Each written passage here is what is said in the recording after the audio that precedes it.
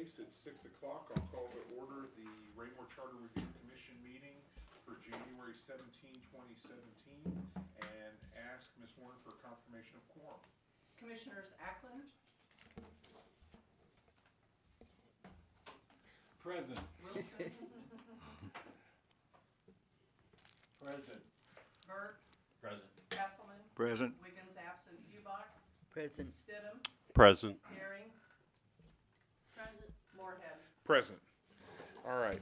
Please stand for the pledge. Allegiance to the flag of the United States of America and to the republic for which it stands, one nation, under God, indivisible, with liberty and justice for all.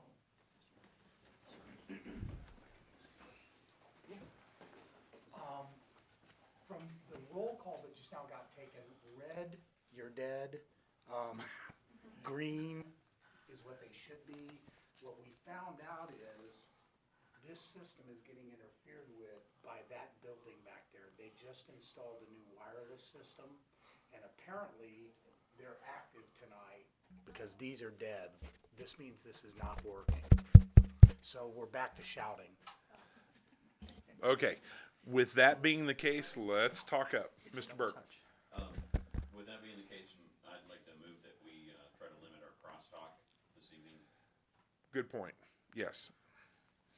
All right. So moving on to the next item, approval of minutes for our January 3rd meeting. I'll entertain a motion. I so move. Second. Moved and seconded.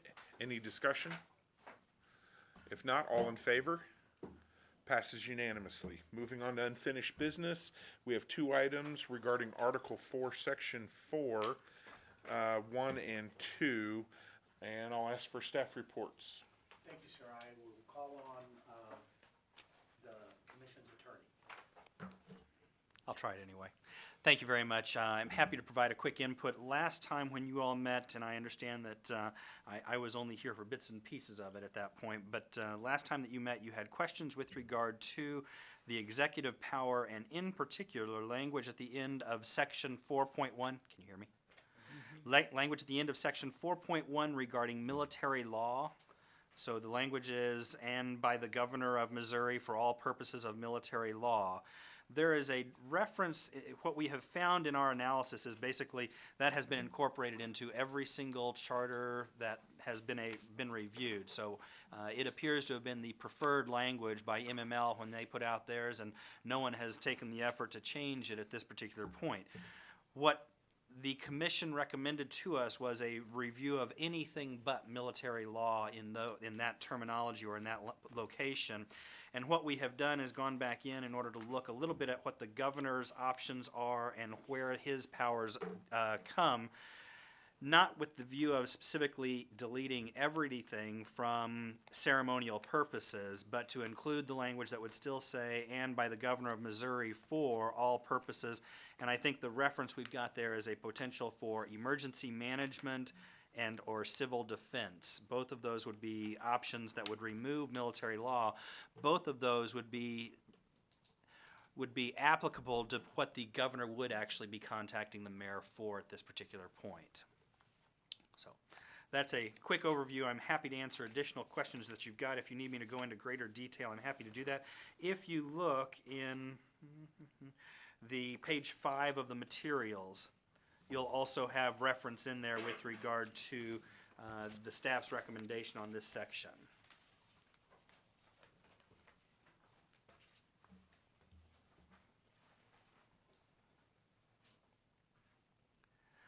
I do have statutory provisions if you're interested in that. Those statutory provisions include 44.022 RSMO, 41.040 and 44.080.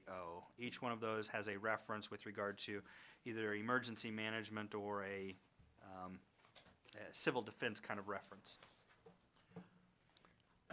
Let me see that, because I don't think I've got. Mr. Zur, I think the suggestion where you show the lined deletion in your staff report, Is it really even necessary to put for civil defense and emergency management purposes? Since by being silent, we already have it? It's already by implication. For all legal purposes, you're making reference for all legal purposes is what you're referring back to, and that would incorporate, of course, the statutory provisions, I think is what you're getting to there. No, the removal of the governor reference. Since the governor would have their authority based on state statute, which automatically preempts local ordinance, we don't even need to say for civil defense and emergency management purposes. While not opposing the recommendation, it's already implicit anyway under state statute, and if the governor orders it, we're already bound by it anyway for civil defense or emergency management purposes. I will not refute that. Fair enough, fair enough. Does anyone else have any questions of staff? Seeing no questions of staff, how do people feel about the recommendation, either to have it completely deleted or staff's recommendation that is listed in red on the staff report item? Mr. Fearborn. Thank you, sir. And staff has no opinion on this one way or the other. The reason that we offered this in is because within state statute, when you begin to talk about civil defense and assignments by the governor and emergency management and assignments by the governor, there are lengthy portions of state statute that talk about that. So staff just wanted to be able to point that out to the commission that those are in there and offer up the idea that if you'd like, we definitely wouldn't want you all to go back to military law, but we would say these get talked about a lot within state statute, the relationship of the governor and what he can do and having to notify the mayor. So if the commission wanted, this would be the wording to address those lengthy portions. But as you say, Mr. Chair, it would be addressed. We would not refute that it's addressed in the simple language. We do have it, we do show the deletion, and the first recommendation was approved by consensus on the 3rd. So does anybody feel the need to reopen that issue, or should we stand by the consensus vote we already took? I tell you what, showing kind of a straw poll, show your hands if we just stay with the recommendation from the last meeting and move forward. Okay, moving on to section 4.2. Staff report. Sorry. Section 4.2 discusses the qualifications and term for the mayor. Couple of questions that come up the last go-around regarding this. I think what we have provided in here is that the mayor, the only changes that we have recommended is that the mayor shall be a citizen of the United States, and then somewhat in compliance with what you would see under the sections for city council members at the bottom, you'll note we've got in there, shall not be subject to city liens or forfeitures and shall comply with all provisions of RSMO 115.306 as amended. That would align the qualifications provision for mayor with the same or similar language that is being recommended by this commission with regard to city council members. There was also a question raised with regard to, I believe, a maximum age for service as mayor. Am I incorrect on that? Okay. Maximum age for service as mayor, and we cannot find anything that would provide authority for providing a maximum age. Secretary of State does have an outline of the qualifications and requirements, including age provisions for elected officials. And really what you've got there is the minimum ages that will be referenced through the Secretary of State's website. Arguably, you've got information within the terms of the charter as well as the code for removal of an individual who is no longer capable of performing in whatever capacity they are being identified as. So regardless of age, whether that be 85, 65, or 45 for young mayors out there, if they are not capable of functioning in that capacity, there are provisions already available for removal. Okay. Mr. Zur, this is language, a language adjustment similar to what we had under the council qualification section, and that is language that comes from state statute, some of the changes, so we're kind of falling into line with state statute. What we are trying to do is make sure, I apologize, I'm interrupting you there, but what we are trying to do is make sure that if state statute changes, we don't have to ever worry about being out of sync with state statute, as long as we make a reference to the statutory provisions. Any questions of staff? Any discussion between us? Actually, I'll entertain a motion to accept staff's recommendations regarding section 4.2. So moved. We have a move and a second. Do we have Second. any discussion? Seeing none, all in favor? Passes unanimously. Okay, that ends all unfinished business. Moving to new business, starting with section 5A regarding Article 4, section 4.3 on compensation.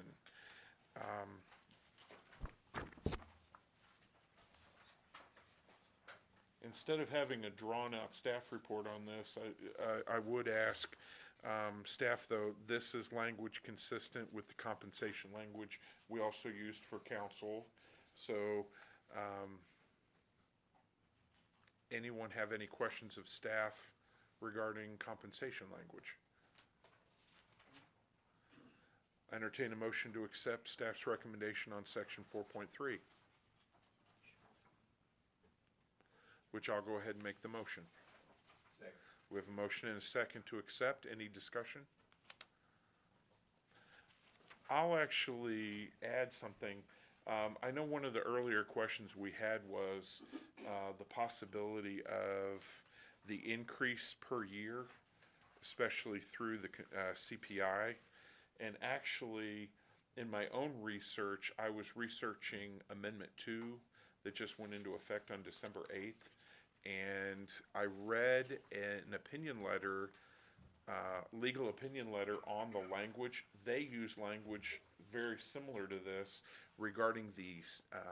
And by the way, when I talk about Amendment 2, I'm talking about campaign finance limitations, that a statewide candidate cannot accept more than $2,600 from any person or entity.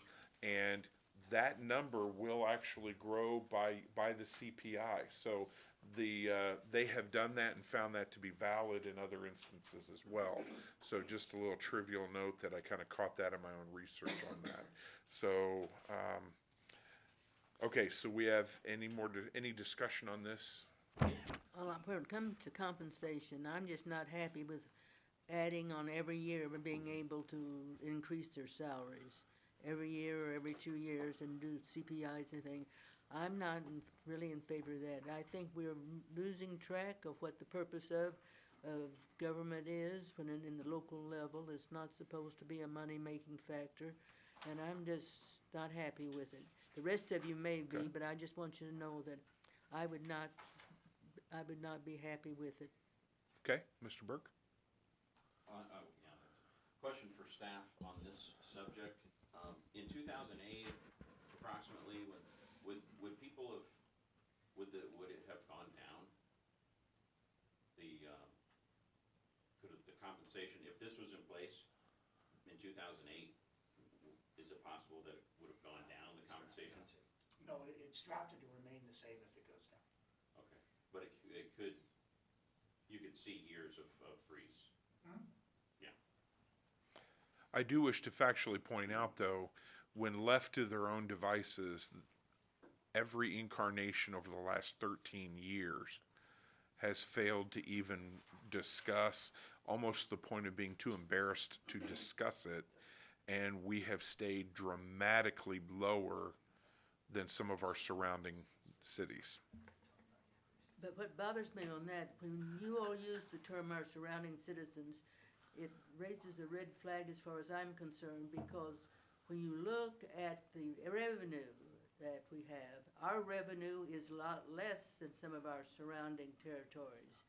And that's because of that, then we should not put our compensation up, so let's use Belton or Grandview or someone like that, because their revenue is so much greater, and that their percentage of their ratio then of compensation to revenue in Raymore is much higher than it is for the other surrounding areas.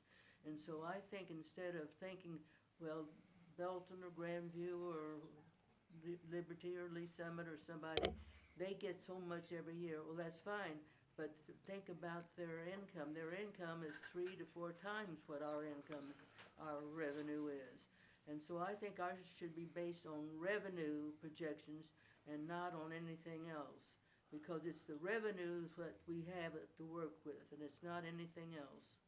Well, Ms. Hubach, just to kind of create some discussion on that, the majority of our revenue here in the city, and Mr. Fearborn can give a much better answer to this, but we're a real estate tax city.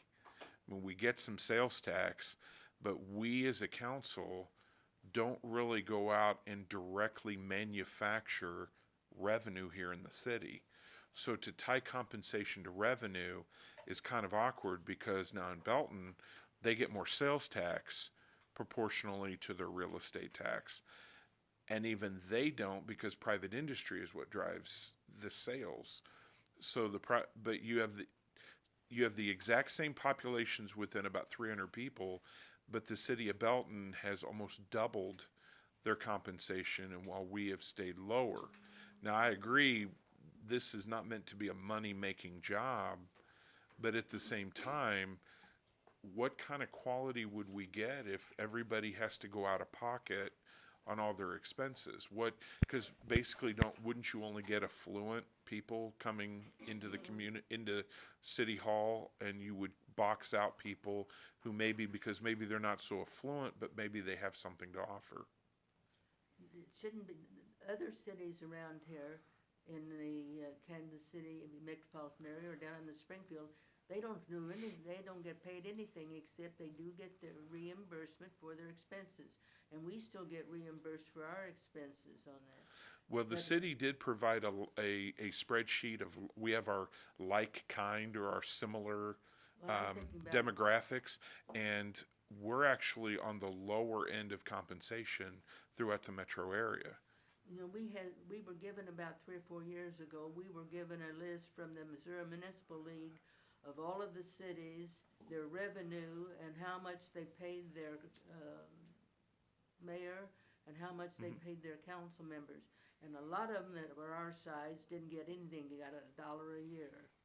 Now, that makes it, and I don't know whether it was tied in with it, I'm not suggesting $1 a year, but I am suggesting that we tie it in. I remember when I read about Gladstone's budget, they had a percentage of the revenue and the salaries, and it was low. It was about 60 or 70%. Raymor's at that time was about 80%. That meant that 80% of all the money that we received went for salaries. And Gladstone, because they had so much more income than what we had, revenue, then they had a lower percentage. And I am saying, whether you're talking about the staff or whether you're talking about us, it should be based on the projections of revenue, not what our neighboring city does. We've got a good staff and we've got good people there, but if we don't have the income, it doesn't make any difference. We still can't offer them twice of what anybody else would offer them, because we don't have the income, and the revenue is what drives us.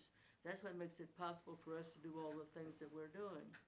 And so that's where I come from. Years of watching in the different councils and actually being on the council myself, I just don't see it as coming from anything else but revenue and salaries. That's how you base it on. It's the same way your budget in your own home. You may want to buy a new car, but if your new car is going to have to be a Ford Focus rather than a Cadillac, it's because you can't afford it. Well, that's the same way with us. Do we want to spend all of our money on salaries, or do we want to send some more of it on supplies and services to offer to the city? That's where I'm coming from. Maybe it's not making sense to the rest of you, but in my head, it makes sense. And I want to give staff a moment to kind of think about a couple of questions regarding that. But Ms. Hubach, the Mid-America Regional Council and MML reports that I've read recently, there is no city that I'm aware of in this metro that charges just $1. But I do know there are some rural ones throughout the state that do. And as a member of the League of Cities, I'm not even aware in Cass County of any town above 3,000 people that doesn't compensate their council. And we meet as much as 5 times a month when they meet sometimes not even every month. And so the level of their work product and what they contribute is substantially lower. That's why they're more of like a volunteer board or an advisory board. But I would be hesitant, and I'd love everybody's input on this. I'm hesitant to pay on performance. I don't like the idea that if we're generating revenue, because we as a city have been very successful in the last couple of years, I would make the argument, and I was prepared to make the argument, if a council discussed it, that we as a council have saved almost as much. When I'm talking about an increase of $5 or $10 a month, we have made, of course it's the staff that's done it, but we have approved these things. We have approved reductions of expenditures on our citizens per individual more than what I'm asking for a raise for. And I don't know of any city around that has done that. I mean, the fact that when our finance department comes up with the idea of purchasing the streetlights and all the money and the things that we were able to do with that, the bond refunds that we've been able to do, all of these savings that staff and the whole city team have put together, that's more valuable than the generation of raw revenue. And we make $350, 8 of us do. When you look at, and Mr. Fairborn, how much is our annual gross revenue for the city? Ballpark. In the general fund, ballpark, $9 million. So to argue over $2,800 a month out of that large of a revenue base, we don't really even hit a significant percentage to calculate against salary. Well, now, when you start talking about on our bond issues there, if we didn't spend more money, not spend more money, tax more, then we wouldn't have that high tax rate. It'd make a big difference in to our people. We're among the highest taxed in Cass County. Raymore is. And the that reason one I is- won't dispute. And one of the reasons that it is, if you take the money that we could have saved to the taxpayer, it's true we wouldn't have these bond issues there, but at the same time, the people that are paying the taxes should have had their taxes reduced in order just to meet the general bond obligation. We always make it higher so that we can collect more. And I'm not in favor of that either. But the projection we're talking on compensation, I'm kind of going back to the council since there's 8 of us compared to 1 mayor. But when we're talking about an annual increase between $3 and $5 a month, that's $40 total dollars a month. And I would argue the following: while our citizens, and I can't say whether we're the most taxed or whatever, I pay a healthy amount of tax in this town, but I'm pretty damn proud of the fact that the people that collect it do something good with it. And I feel I'm getting something for my tax dollars, but when I go to other neighboring communities, they don't express that feeling. And when I look at the people that are in charge, both the staff and both the citizens' representatives, to sit and say that I would argue over $5 is really a devaluation of myself. And I want good representatives. I want quality representatives. And if I'm not willing to give them $5 when they reduced my taxes last year by $10 per person, I have 4 in my household, they're giving me back more money than they're asking for, I'm feeling like maybe the $5 isn't so bad.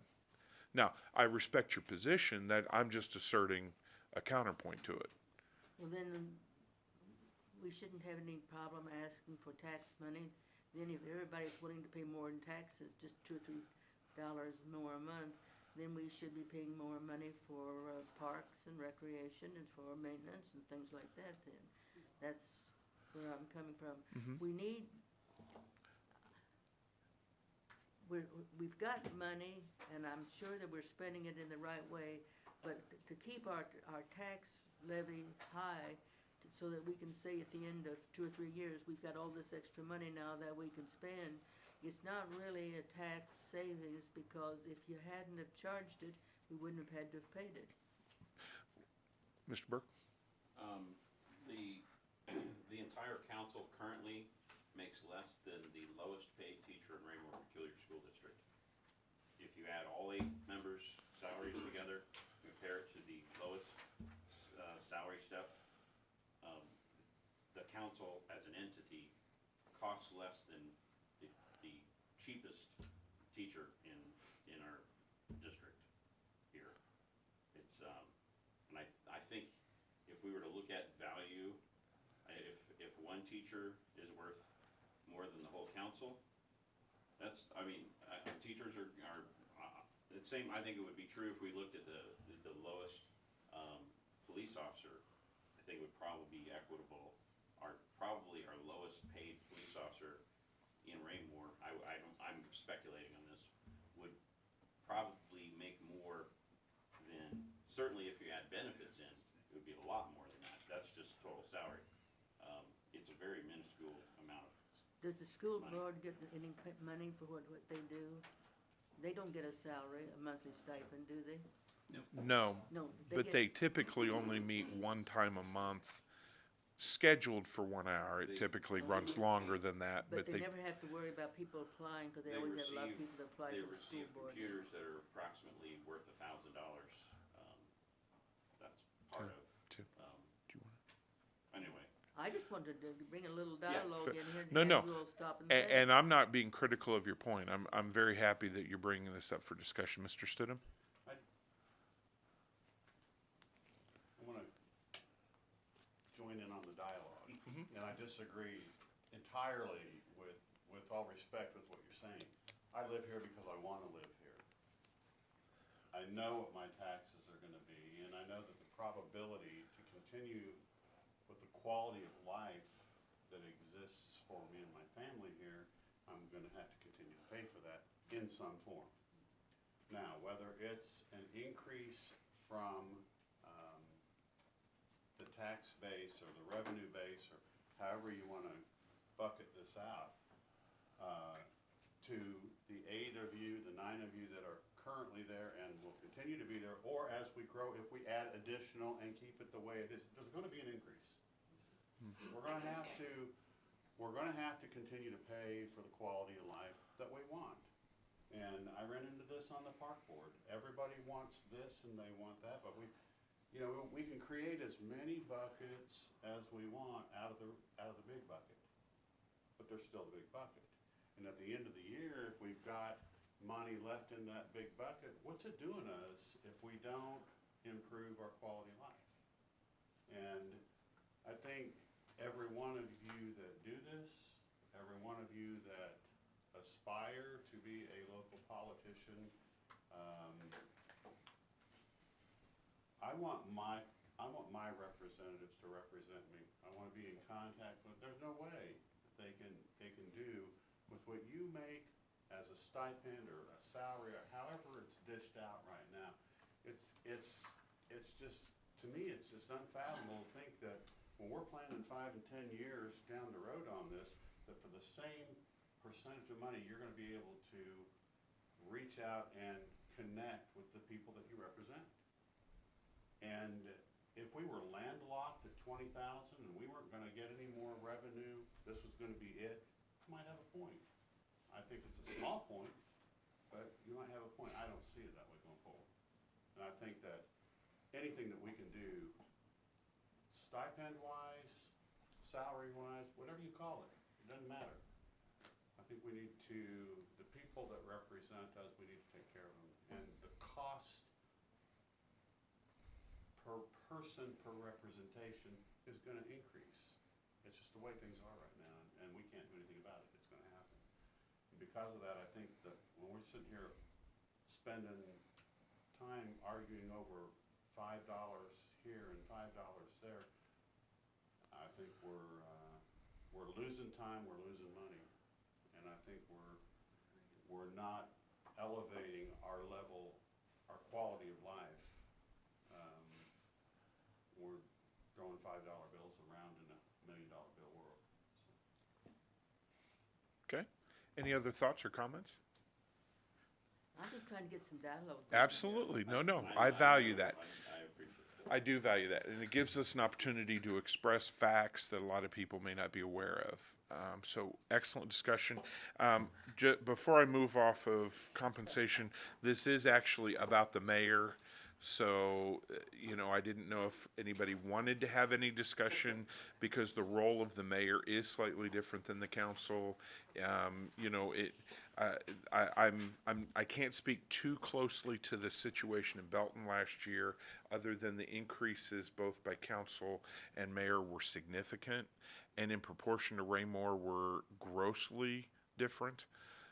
So now, I mean, I'm kind of, I guess you'd call me a homer here. I kind of like our mayor better than the other one, so I kind of want to defend him a little bit. And in the fact that our mayor was doing a Boy Scout honor court this weekend and honoring some Eagle Scouts, and going to things that are outside of just Monday night.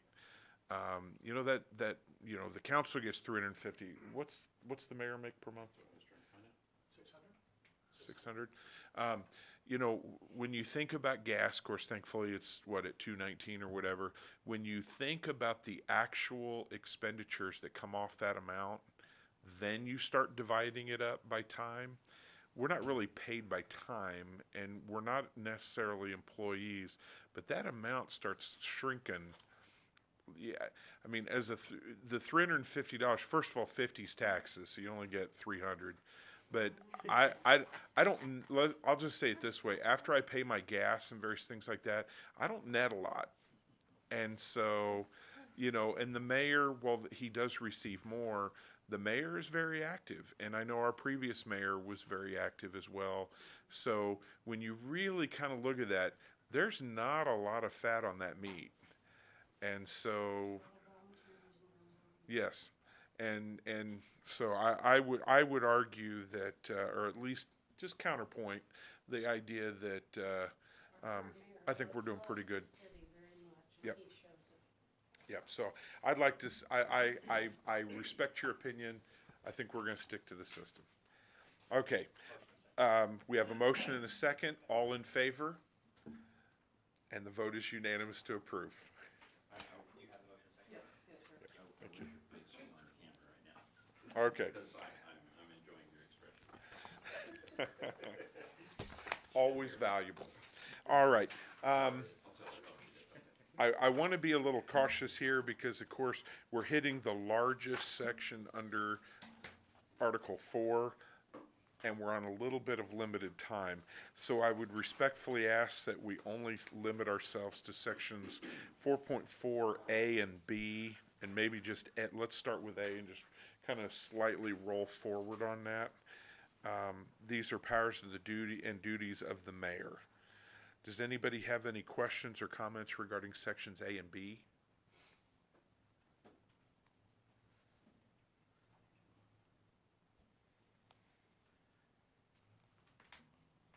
Mr. Fearborn? Staff has no report, sir. Okay. Ms. Hubach, anything regarding council meetings? No, I don't think I have at this time. Okay. I do have one question. Yes. Maybe it was on that. When I saw something that said that the oath of office, the compensation started with the oath of office. If there's anything that delays the oath of office, that means that delays the payment of their compensation? He says yes. I can remember, what was it, 3 or 4 years ago, Kevin Kellogg was on the council along with me, and one of the council members was on vacation or something, and he didn't actually start serving until his oath of office was, to me, like it's about in May or June or something like that. There were several months went by, but he was the legal representative of that ward, and so he should have been paid for it, because somewhere I read where there was a court lawsuit that said that it's not when you take the oath of office, it's when the election has been certified, is when you would become officially to that position. And so I'd like to know a little bit more about that. Okay, Mr. Zerk? We are happy to look at that, although our position has always been you do not begin to serve until such time as you have taken your oath of office and have been seated at the new position with the old individual being removed from that position. So I am happy to look into that if you'd like, Councilmember. I think that we went ahead and paid for him, because then I remember he's the one that, the mayor that we had that moved down to Florida and lost his job and moved to Florida. Don't remember, it seemed like it's Charles something or other was his name, I can't remember it now. Okay. The only concern I would have with that is when an applicant files for office, obviously they express the desire, kind of they advertise toward the office, and then the voters are the ones that basically accept the application by voting who they wish to have. But the problem is you still technically could have an instance where somebody put their name on the ballot and then chose not to accept the position. And so the idea of compensating them for that, they should have to step up and at least take the oath. Now, if at that point they go on vacation for 3 months, there may be some qualifications, concern about how many meetings you can miss, things like that. But until they actually show up and say, yes, I accept the vote of the people, technically, they haven't said they want the job yet. I just remember what happened, because I was on the council at the time, and I think Pete was on the council also, rather than as mayor. And this came up, and it was unusual, but then that's what we're trying to deal with here, the unusual, how did we handle it? So, I don't have any suggestions or anything, I just Sure. know that this is what happened, and Mr. Zuris said he would look into that, so we'll see that at a subsequent staff report. Can I real quickly quote? Yes. You know, a famous Redmorian once said to me, attendance is very important. It was you. I've heard you say that many times. We'll make sure that goes in the minutes. Okay. Seeing nothing from sections A and B, how about section C? I believe we've addressed the issue of veto in a previous discussion, and there was a discussion about the time, which would obviously have to correspond with the previous recommendation. Is there any other comments, though, regarding veto? Oh, Mr. Castleman, yes.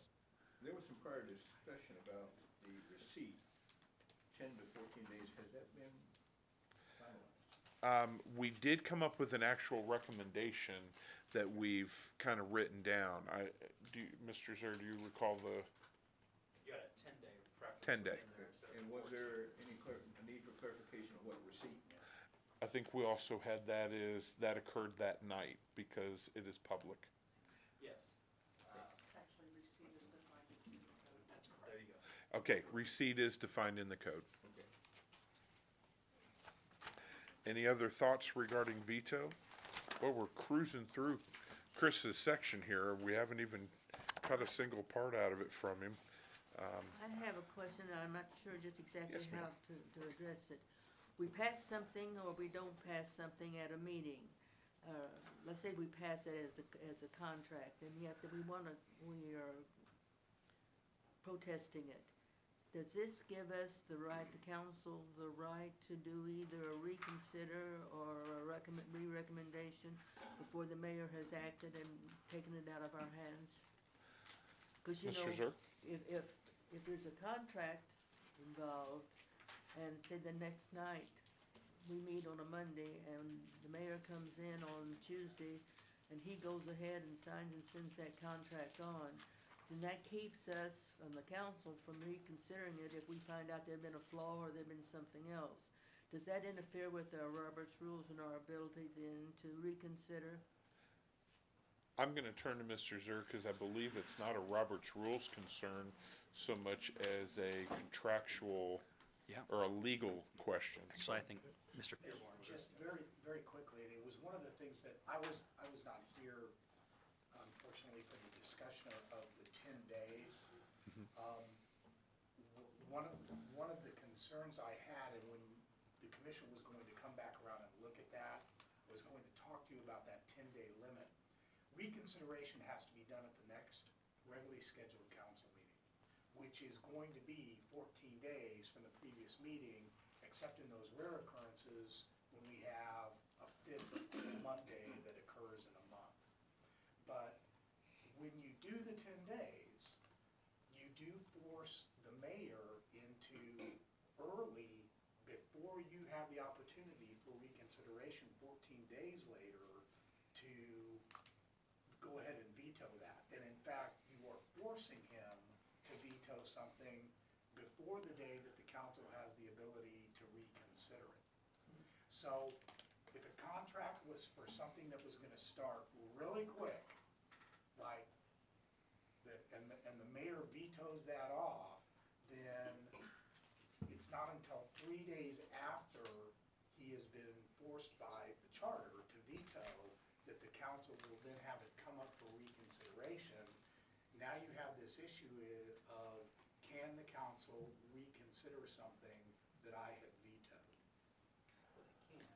At that, with the affirmative vote of 3/4 of the Right. entire council. Right. But it's already a vetoed measure. We can override the They veto can though, override a veto by 3/4. at the next public. Right, so then meeting. he'd do it 10 days in, he'd veto it potentially 10 days in. 3 days later, you all would be able to meet potentially in order to have that reconsidered at a overturning of a veto. But it changes what the legislative action that is That's right. being done is what I am That's right. saying.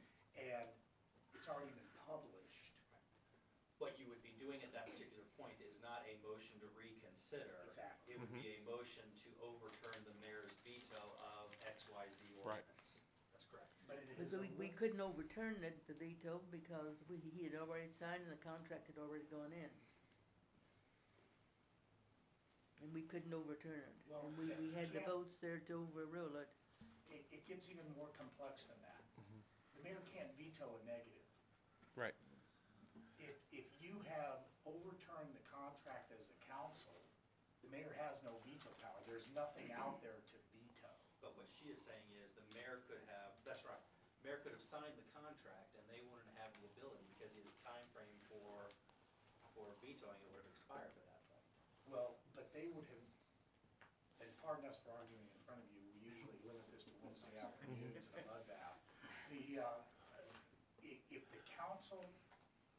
the council does not vote to pass something, the mayor has nothing to veto. Would you agree with that? Yes.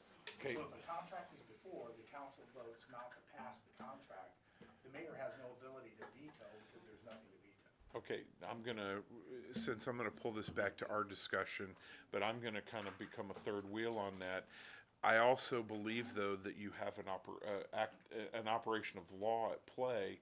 If the mayor signs the contract, there's an argument that he no longer possesses the ability to veto because he has affirmed the action. So he voids his veto authority, so the contract is good. But the council. Now, the problem is, Ms. Hubach, and what I think you're concerned with, and this can happen at any time, after that, is if the city council enters into an agreement, and I apologize, Mr. Zer needs to affirm or deny from a legal standpoint, but from a contractual standpoint, when we obligate ourselves with a vendor and we enter into an agreement, legally, yes, we can terminate that agreement. The problem is there may be a consequence, a negative consequence to that. But that's not the mayor and has nothing to do with his veto. As the city manager pointed out, he can't veto a negative act, so he'd only be vetoing a positive act. But if he shuts that contract off, the contract, he can do that, but there can be a consequence. And so the consequence has that's by operation of law, that's not by Robert's rules. Okay, well, in this particular case, I don't remember that the council was almost evenly divided, I think, on this. We were evenly divided, the mayor broke the tie for yes, and the next day we came in and wanted to reconsider, and he had already signed the contract and we couldn't reconsider. And as, again, I think the statement that was made earlier is, because he signed it, all that conduct is over. So you don't go back and reconsider. Now, we can independently make a motion to sever the contract, but that's its own process in and of itself. And there can be a consequence to that. Sometimes when any contracting party, I can sign a contract, put it in the mail, the next day I go, hey, I'm out, I've decided I changed my mind. I had a contract, I can willfully breach that contract.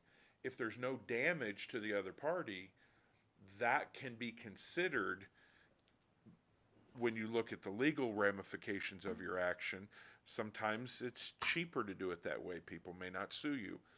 But you quitting right after agreeing sometimes has incredible consequence to a party and could be very damaging Well, I to think the that part person of breaching. It all boiled down to the fact that we didn't agree that the mayor had the right to break a tie. Well, Because and it says in there that the mayor, it takes at least a majority of 5 council members to approve an ordinance. Right. And they didn't have 5 to approve an ordinance.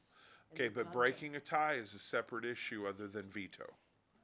Well, I'm not talking, this wasn't to do with the veto, this had to do with, but in this case, with the veto, does it make a difference on the 10 and the 14 days? That's what you're talking about.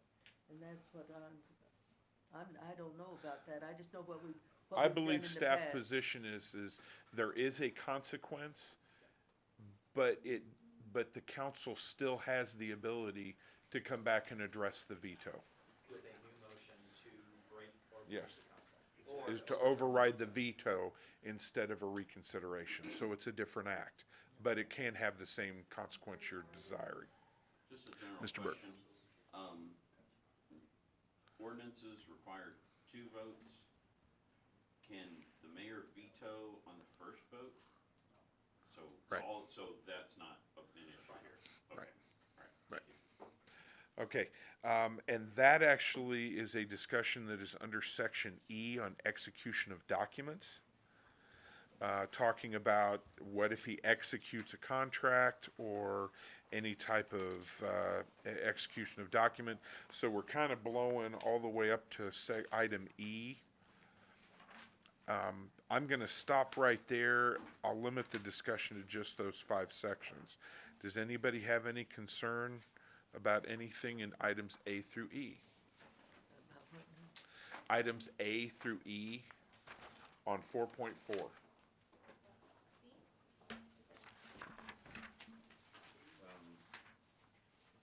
Not including E. Is that Oh, correct? well, yes. I mean, we've already kind of mentioned the 10 instead of 14 days, but A through E on so I'm adding in execution of laws and execution of documents. I'm gonna stay out of appointments just because of time. Okay, seeing none, we'll go ahead, and I think that would be a safe place to stop. I know that we need to vacate because there's another meeting at 7 o'clock. So, actually, it's in the main room, but we're losing half our board. We blow quorum. Yes. So tonight was the night we were gonna have kind of a short meeting.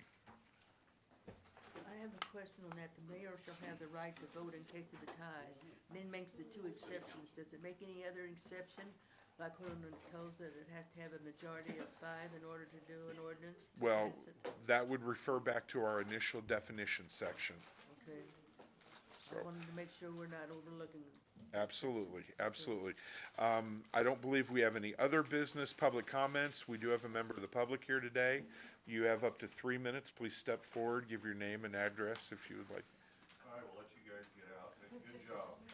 Okay? Enjoyed the discussion. Ms. Hubach, you never seem to fail getting the discussion going, so good job. And Mr.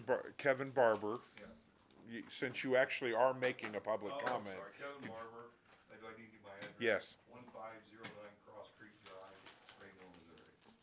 Mr. Barber, you get an award. You have given the longest public comment we have had so far to date. Okay, with that being said, I'll move to, entertain a motion to adjourn.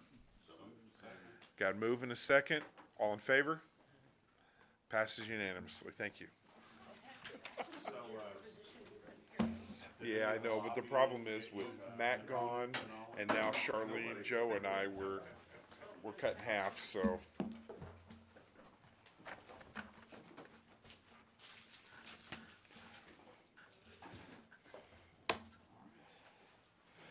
to see everybody. Let's see y'all in a week.